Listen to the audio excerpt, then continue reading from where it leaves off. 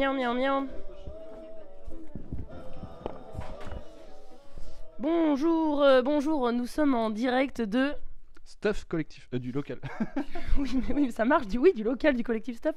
Et c'est la deuxième fois que j'ai l'honneur de faire une bonnette homemade. J'avais déjà fait avec un nez de clown et là c'est avec de la belle mousse de Stuff. Donc merci pour ce cadeau. Stuff, c'est quoi Stuff ? Stuff, c'est un collectif d'artistes, graphistes, illustrateurs, un peu tout. Des gens qui bricolent, des gens qui ont envie de faire des choses. Et plutôt que les faire tout seul dans son coin, on a décidé de créer un collectif pour organiser des événements ensemble. Créer un fanzine, bricoler, faire du travail de carton et pas tout seul chez soi, mais dans un local et tous ensemble. Et vous êtes rencontrés comment ? C'est une histoire de rencontre amicale, de rencontre artistique Alors on s'est rencontrés, on a fait... la plupart, on a fait l'AGR ensemble. C'est une école d'art graphique. Et après, voilà, on a eu d'autres personnes qui se sont ajoutées. Et c'est un truc amical. C'est beau. Vous êtes combien ? On est 5. C'est bon, là, c'est bien tout cela ? Oui, on est tous présents. C'est toi qui as recruté ? Non. Monsieur, pourquoi Stuff ? Le nom ? Oui, enfin, je suis le dernier arrivé, donc moi, j'ai rien décidé de tout ça, donc faut poser la question à quelqu'un d'autre. Peut-être à Laïla De Stuff. Alors Stuff, en fait, STUFF, ça veut dire truc, machin en anglais. Et un des membres de Stuff, qui n'est plus maintenant, parlait toujours viens, on va stuffer, on va faire des stuff, on va machin. Et du coup, on a décidé de garder ce mot-là pour l'association. C'est l'idée de faire des trucs, mais avec un E, parce qu'en français, pour qu'on lise Stuff et qu'on n'est pas des Américains. C'est joli. Et qu'est-ce que ça symbolise, votre logo, qui est un peu en mode double infini Le double F de Stuff, les deux F qui est à la fin de Stuff. Voilà. Ah oui, c'est une très bonne réponse. Merci. On va s'en sortir. Qu'est-ce qui se passe vendredi ? Alors vendredi, il y a un vernissage pour notre dernier numéro, qui est le Stuff 14. Et du coup, on fait ça au Café du Cinéma. Et voilà, on espère qu'il y aura du monde. Trop bien. Et donc, qu'est-ce qu'il y a dans votre fanzine ? Pourquoi on appelle ça fanzine d'ailleurs ? Magazine, un mélange de magazine et de fan, je crois. Je suis pas sûr, mais c'est ça. Ouais. Alors, c'est quoi un fanzine, jeune homme ? Alors, je m'étale sur la table. Oui. Alors, un fanzine, c'est une compilation de dessins, d'illustrations. Je pense qu'au départ, c'était assez militant comme mode d'expression, et fait à la photocopieuse, à l'arrache. Nous, comme on est plutôt dans le registre artiste et graphiste, on met de la couleur, on fait des belles choses. On a adouci le truc, c'est parfois politique, suivant les choix de chacun.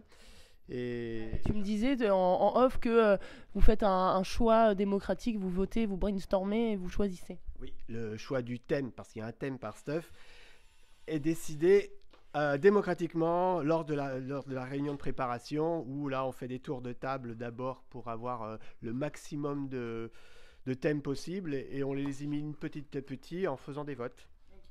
Okay. Et à la fin on s'applaudit. C'est très important de s'applaudir, on s'applaudit pas assez. Chaque étape, on s'applaudit. Là, quand on aura fini la reliure, on s'applaudit. Voilà, c'est un des trucs. Et vous avez abordé quoi comme thème, par exemple ? Ou votre préféré, ou je sais pas. Il y a eu l'idiotie, la préhistoire, la vie sauvage. On a vraiment une grande liberté. Donc au final, il y en a énormément. Ouais, on en a eu des très bizarres, comme les véhicules utilitaires. Un thème qui est quand même passé. Un thème très précis. Des fois, on a eu les robots. Thème très enfantin. Et là, qui veut me faire la présentation du nouveau fanzine, le numéro 14 ?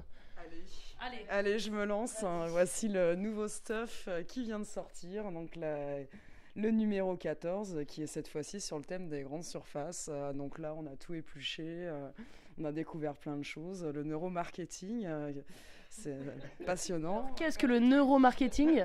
Ils font des IRM à des gens qui sont des cobayes pour découvrir les zones sensibles dans leur cerveau que les grandes surfaces peuvent atteindre à l'aide d'odeurs ou d'effets visuels pour amener les consommateurs à plus consommer. Donc, voilà, c'est pas édifiant du tout. Voilà. Donc on a relaté plein de choses comme ça, la consommation. Des fois, il y en a qui ont un point de vue écologique aussi, qui est pas mal dans l'air du temps. Donc voilà, le Stuff sur les grandes surfaces. Et est-ce que vous partagez un peu vos idées avant de faire chacun vos réalisations ? ou chacun le fait de son côté Alors ça dépend, on aime bien se laisser des petites surprises. Des fois, on va avoir besoin des uns et des autres, des avis aussi. Qu'est-ce que t'en penses, mon illustration? Je suis pas sûre. Voilà, il y a pas d'obligation. De toute façon, on a tous un style qui est très éclectique dans le collectif. Donc, ce qui va en ressortir, c'est des choses très différentes. Est-ce que l'un de vous peut présenter justement un peu ses visuels, ses œuvres d'art, ses dessins? Vas-y Philippe. Vas-y Philippe. Allez Philippe. Parce que ce qui est drôle aussi, c'est qu'en fait, le nom de chaque dessin n'est pas signé en bas. Donc à la fin, il y a le nom des 5 artistes. Enfin là, il y en a plus d'ailleurs. Et donc on peut s'amuser à deviner quel artiste fait quel... Comment vous appelez ça? Des dessins? Des illustrations? Alors, moi, pour le thème grande surface, je suis parti sur les 3 grands centres Leclerc de Nantes avec leur galerie marchande. Tu as demandé leur avis avant? Non, bien sûr que non, parce que de toute façon, ils vont pas savoir. Je suis parti en fait de leur plan masse sur Google Maps, le plan du toit. Et j'ai retravaillé l'intérieur. Je me suis complètement je me suis complètement libéré en fait de ce qu'il y a réellement dans la grande surface pour y installer un temple contemporain, le temple de la consommation. Et dans ce temple, il y a un labyrinthe de déambulation et de procession qui est d'un sens unique, un peu ce qu'on retrouve un peu dans Ikea. Et au bout de ce labyrinthe, on fait ses offrandes. Les offrandes sont récupérées par le clergé qui va les déposer dans la salle des trésors qui est juste à côté. Et autrement, il y a le grand espace galerie, je reprends le mot galerie, où là, c'est l'espace social où les gens peuvent se rencontrer, parler ensemble. Et à l'intérieur, on trouve un petit amphithéâtre de chacun de mes 3 temples. Et c'est l'endroit où on est, qu'on est converti à cette religion-là, où on va écouter les prêches. Okay. Donc c'est un truc un peu littéral de grand centre commercial égale temple de la consommation. Et à chaque nom, comme ce sont les 3 grands centres nantais, j'ai utilisé leur vrai nom, traduit en latin, avec en dessous le nom. Tu es un homme très cultivé. Merci. On est tous très cultivés et en même temps, on aime bien Google. Google est mon ami quand même. Et donc voilà. Et d'où vient toi ton inspiration? C'est une question facile. Oui, il paraît qu'au départ, je suis architecte. Ah, c'est pour ça. Hein. Ouais. Et puis là, en fait, sur grande surface, il y avait cette idée de la grande surface, le champ un peu infini. Et assez vite, dans ma tête, grande surface, magasin et champ infini m'a fait penser au carrelage, au sol. Donc du sol, je suis passé au plan, et de plan, je reconstitue un plan. C'est le temple de la consommation. Ouais, le temple de la consommation. Est-ce que quelqu'un d'autre veut parler d'une œuvre, de son univers, Oui, pas que moi. On peut parler de l'œuvre collective. Alors, vous êtes un collectif très carton, c'est ça? On est très carton et à chaque fois qu'on sort un stuff, donc comme je disais, on a tous un style éclectique, mais on aime bien fusionner, donc nous fusionnons avec du carton. Et on propose toujours au public une œuvre collective en rapport avec le sujet qu'on va exposer dans le bar. Des fois, on le suspend, on le met en scène. Et donc là, on a plusieurs pièces en carton qu'on est en train de réaliser actuellement. Je ne sais pas si ça doit être une surprise ou pas. Est-ce que je révèle je peux révéler certains éléments pour que le public ait envie de venir découvrir. Il y a celui-là, l'ananas qui est en train d'être... Vous n'avez pas fait de banane, quoi. Il n'est pas trop tard, il reste 2 jours. Il reste 2 jours, attention. C'est trop bien. On peut nous lancer. Donc là, une boîte de conserve. C'est bon, la bonnette tient. La bonnette tient. C'est casse-dents. Casse-dents, petits pois, carottes géologiques, parce qu'il y a une teneur garantie en fer et minéraux. Acheter casse-dents, voilà. Donc ce sont des indices pour notre œuvre collective, ces différentes petites pièces qui vont être dedans.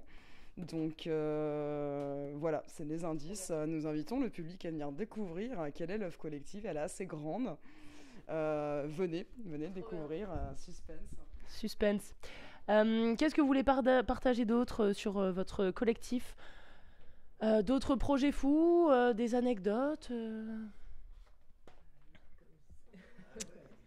Des projets fous. Ou votre meilleur souvenir ou... Peut-être sur la deux-mesure, une fois on a voulu faire un requin en carton, puis on s'est basé sur des plans, on les avait fait d'abord à petite échelle, et on avait nos petits trucs de requin, puis on s'est mis avec Robin à découper les pièces, et on s'est rendu compte quand même qu'il faisait 2 mètres de long, qu'il rentrait dans aucune voiture, on a dû se trimballer tout le requin dans tout Nantes, le transport des œuvres, et là on arrive avec la voiture, la Dacia, l'espace ça passe pas, ça passe plus de voix dans les voitures, bon bah on se le trimballe à pied, on y va, et on se trimballe avec nos œuvres en carton. Vous devez faire plein de rencontres comme ça. Ah oui, bah oui, et puis on attire. Et du coup, le requin, ça a tout de suite attiré l'œil. Voilà, Et les œuvres qui passent pas la porte de chez nous avant qu'on ait un local. Ouais. Ça, on fait l'œuvre, c'est le moment du vernissage et ça passe pas. Bon, on démonte les bois du cerf et on trouve un système, mais on est à 2 heures du vernissage. Allez, on y va. Et elles sont où toutes vos œuvres? Après, vous les... Eh ben, on les vend. Elles sont quasiment toutes vendues, en fait. Elles sont à vendre. Ou alors, on essaie de les stocker quelque part. Il nous reste un frigo en carton qu'on avait fait pour un stuff sur le thème dans la cuisine. Un gros frigo. Celui-là, il rentrait dans la voiture. C'était juste. Après, on a pris les mesures. Ouais, on a pris les mesures. Voilà. Du coup. Trop bien. Qu'est-ce qu'on peut raconter d'autre? En ce moment, on est au marché, l'autre marché, Écosoli. Du coup, c'est la librairie invisible qui nous représente. Donc voilà, allez faire un tour. Trop bien. L'autre marché, c'est au niveau du marché de la Petite Hollande. Et là, vous faites une reliure japonaise. C'est magnifique. C'est agréable à faire? Tout fait à la main. Au début, c'est un peu dur les premières fois, et c'est souvent pétage de câble quand le film marche pas, mais après on le fait discrètement, comme ça, doucement, pendant un interview. On a pris l'habitude, on est au 14e numéro, on fait 70 exemplaires plus toutes les fois, donc on doit être à plus de 2000 reliures japonaises à la main. Ça devient méditatif, quoi, après, un peu. On se retrouve à faire chez soi devant un film, sur un bout de couverture. C'est top. On se fait des bisous, ou Philippe, tu veux rajouter quelque chose? Pourquoi moi? Je sais pas, parce que t'es le plus jeune. Je suis le plus jeune. Ouais, t'es le plus jeune. Alors là, t'as le doux rôle de faire la chute de l'émission. Aïe. Elle est bonne celle-là. Ah, il est rigolo, hein. Ouais, bravo. Merci.